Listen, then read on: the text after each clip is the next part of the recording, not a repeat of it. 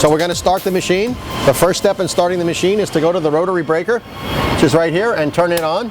At that point right here, the little LCD ABC screen, we'll put our operator number in. Now we have the ABCD screen. Turn on machine, select clock, parameter setup, or parameter reset. As an operator, all we're concerned with is turning the machine on. We press A. It asks us for the shop order number. We put that in. The next step asks us for normal welding or EMP. Today we're going to be normal welding, so we'll press A. It asks us to press the start-stop button. That's right here. We're going to press the start-stop button. And now the ABCD screen says ARC stop, and it has to say that right now. It was a self-test procedure. If it doesn't say ARC fault, you need to call the supervisor and find out what's going on. If it does say that, we go down here to the restore button and hit restore. The machine is now ready for running. And the first display on the machine on the top left is for pressure. This is the amount of downforce we have while we're welding. It's in bar of pressure, so it goes anywhere from 0.1 bar all the way to 6 bar. It's adjustable plus and minus, and you can go from there. The next display in is for welding time. This is the amount of time that the RF is on during our weld cycle. This will be adjustable according to product, and you guys will have to do some empirical testing and some experimenting to find out what works best for each product. Then the next display in here is for our RF power. The display right here is for the percentage of power that we're requiring. When the RF comes on, that percentage of power will be displayed in this LCD screen right here. The next display in is for cooling time. The cooling time usually matches the welding time unless the welding time gets excessive, in which case we can still keep the cooling time down. But rule of thumb says we match the two together. The next display is for energy square. Today we're not running in energy square, we're running in regular welding mode, so that will be discussed at a later date. The next display is for bar temperature. The bar temp is the temperature that the bar is held at, or we try to hold it at. We have a cooling system and a heating system. We have oil running through the bar, and we try to keep it at a certain temperature. The next display is for transport count. It's the distance the machine moves when we're in auto travel mode. The next button in is our emergency stop right in the middle. To stop the machine, we hit the button, it'll lock. To unlock it, we have to rotate and let it release. This is our LCD or our ABCD screen. It gives us our choices of what to do and how to run the machine. And the next is our input pad that goes to the display screen. Starting with the numerous buttons that run across the bottom of the machine. On the top and bottom left and on the top and bottom right are our laser on and off according to which side we're turning on, front and back. Our top second button on the left and our top second button on the right are program direction. If we're in an automatic mode and the machine is going to move in an automatic function, this tells us which direction we're going to move in. So if that light is lit up here, we'll be moving right. If the light here, we'll be moving left. That can be changed numerous ways. The joystick will change that. The little movements at the top will change it, or you can just touch the program right or program left button. The next button in is a slow left and a slow right. They do the same thing as the buttons here do and the joystick do. So there's 3 different ways to move the machine. The next button in is an automatic return. We have an automatic return left and an automatic return right. When we press this button, the machine will go to its home position, as so. The next button in is a supplementary tool setting button. That goes with a different button, and we'll talk about that at a later time. The next button in is counter on. When the counter on button is on, the transport count display will have the number in it that we're going to transport automatically. If we press transport start, we're going to move that distance automatically and the machine will stop. And if we reverse our program to go the other direction and hit transport start again, it'll go back the same amount that we took off from. The center button on the top is the stop button. It's a cycle stop button. This is emergency stop. This is cycle stop. Cycle stop will not require you to restart the machine. It will just require you to restore the machine. There are 3 cycle stops on the machine. There's one right here, and then there's a yellow cycle stop button on either side. The next button is press auto and transport auto. These 2 buttons have to do with the machine moving and indexing up and down in an automatic mode. When the transport auto button is on and the press comes up, it will automatically move the transport count distance in whatever direction you have it programmed. If the press auto is on also, when it gets to the end of that position, the press will automatically fire, come down, and the RF will automatically come on. So this is our semi-auto, auto, and if they're both off, we're in manual function. An automatic program function right here gives us 4 different programs that we can run. We'll discuss them at a later time. Going across the bottom, the button right here is a bar temp on. This allows us to monitor the temperature of the bar and try to control it via the heat or the cooling system. The next button is our tool open button. The tool open button allows us to change our tool quickly. We press the button, you can hear the clamp open. We're able to slide the tool out and back in, put the new one in. We want to line it up to the middle of the bar, close the tool. The next 2 buttons here are actually just lights. One is a filter fault light, one is a flash fault light. The flash fault light is either an arc fault or an overload. The filter fault light comes on, you need to call the maintenance guy, he needs to do maintenance on the machine. The center button on the bottom below the cycle stop is the restore button. This is the button you'll have to hit in the case you get a fault and you need to get out of that fault cycle. You need to let the machine know that you have acknowledged the fault and that you're restoring the machine back. The next light in is the HF on light. When the RF comes on, that light will also come on. These 3 buttons are tied together: HF auto tuning, HF on, and HF auto. We will be running with them on 99% of the time. All 3 lights will be on. There will be an occasion when we won't use them, but we'll discuss that on an individual basis. We have joysticks to move the machine,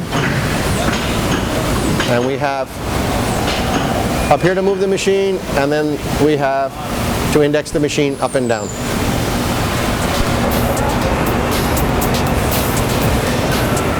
So we're going to make our first weld today, and we've already lined our material up. We have some lasers to help us line the material. You'll be able to see them better when you're in person working on the machine.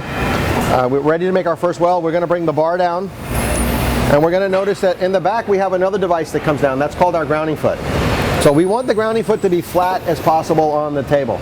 Doing something by leaving the sandbag in there that helps us hold our material in place, or leaving our material bunched up in here, will cause us major problems during the RF cycle. It will cause us to have some burns and arcs in the grounding foot.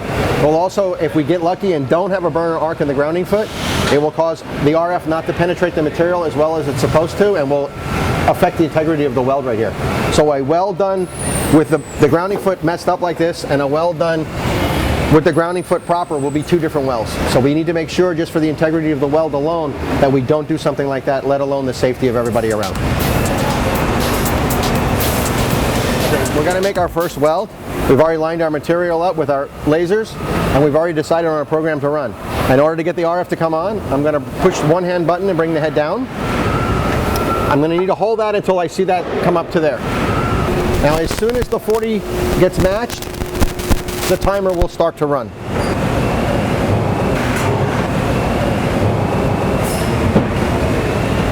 At the end of the cycle, the head will come up, and just wait here for me to tell it what to do next, because we are not in any kind of auto function. Doing that same cycle again, if I put transport auto on and I tell it to transport to the left, I bring the head down. We're going to weld. As soon as we're done welding, the head is going to come up and it's going to travel to the left to describe the index in the transport count screen.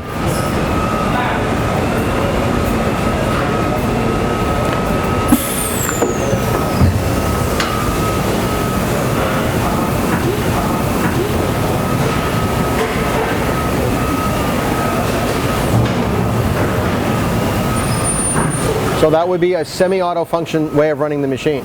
The third way to run the machine would be in fully automatic, where I would have transport auto on and the press auto button on also.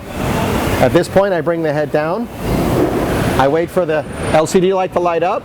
I can let go. Now my job is to get in front of the machine and make sure I align my materials as the machine comes to me.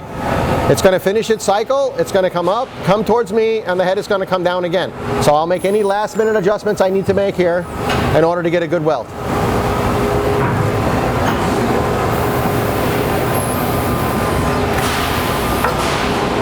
And it'll do that all the way down the table until we're done with our weld. So we have a situation here where we've already welded up to here, and I have this much more to go, but I have a bigger bar in there. And what's going to happen if I just bring the bar down right now and weld right here?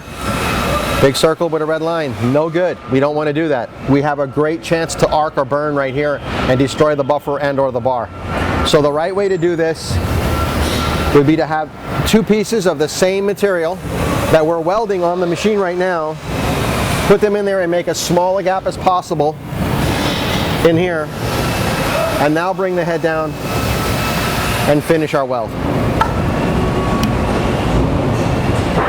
That would be the proper way to do that.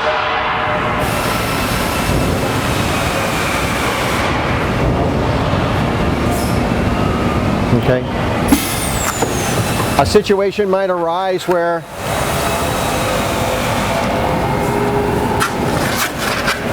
we have only that much material. So our overlap, instead of being a ½ inch, maybe 2 or 3 inches. In that case, it would probably be proper or okay to just back the machine up and line up your end here and just have a little bit bigger overlap right here. But if we're going more than 30% or 25% right here, then we need to just go ahead and put a second piece of material out here. And the reason is that the machine is set up for the welds with a small overlap. As we continue to grow the overlap, we're actually changing the value of the weld that's in here as compared to over here. So the right way to do it is to put the spare piece of material in place, the exact same thickness and exact same material that we're welding together, unless the overlap is very small, in which case we'll just overlap a little bit bigger than normal.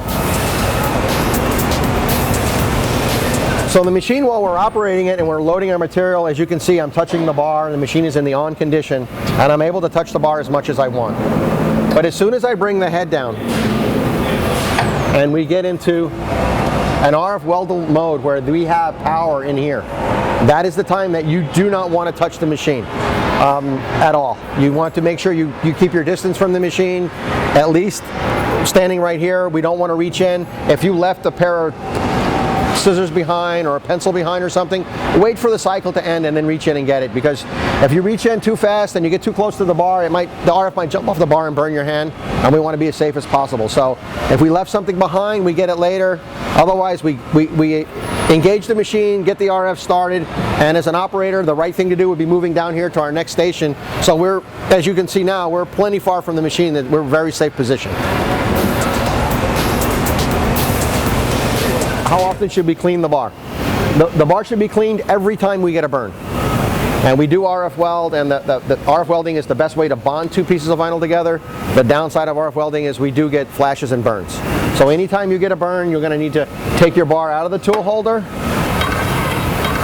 You'll need to turn it over and examine the bar. And you'll be looking for damage on the bar. Any damage on the bar should show up as a small pit.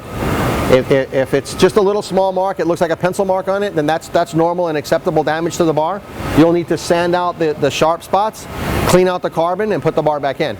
You'll also, at that point, need to examine your buffer and see if the buffer was damaged to the point where it needs to be replaced or repaired. Okay?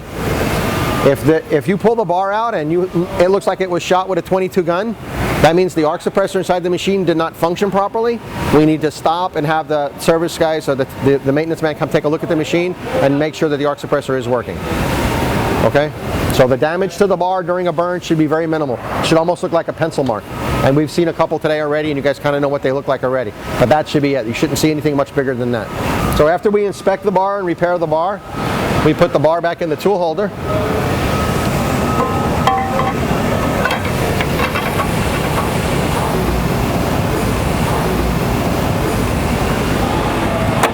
We'll move the machine out of the way. We'll go to the spot that burned on the table, and we will inspect our buffer to make sure that we don't have too much damage or any damage to the buffer. If we think it's going to burn there again, we need to call the maintenance man, or we need to take the right steps to replace the buffer.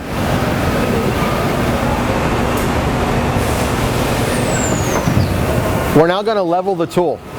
There comes times when you get a different tool in-house that may not be the same, or maybe the machine changes over time and we need to re-level the bar so that we have a flat, even weld, front to back and left to right. So the procedure for that is as follows. The first thing we do is turn off the HF auto tuning button. The second thing we turn off is the first and only 3-pole breaker on the machine. We go to our welding time and we turn it up to 15 seconds. We go to our cooling time and turn it up to 15 seconds. We turn our bar pressure to 6 bar. We bring the press down. We don't need material in here right now. The 3-pole breaker has turned off the RF. The machine is perfectly safe to work around.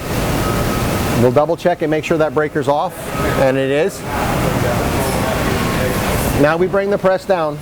As soon as that HF light comes on, I know I'm under full pressure.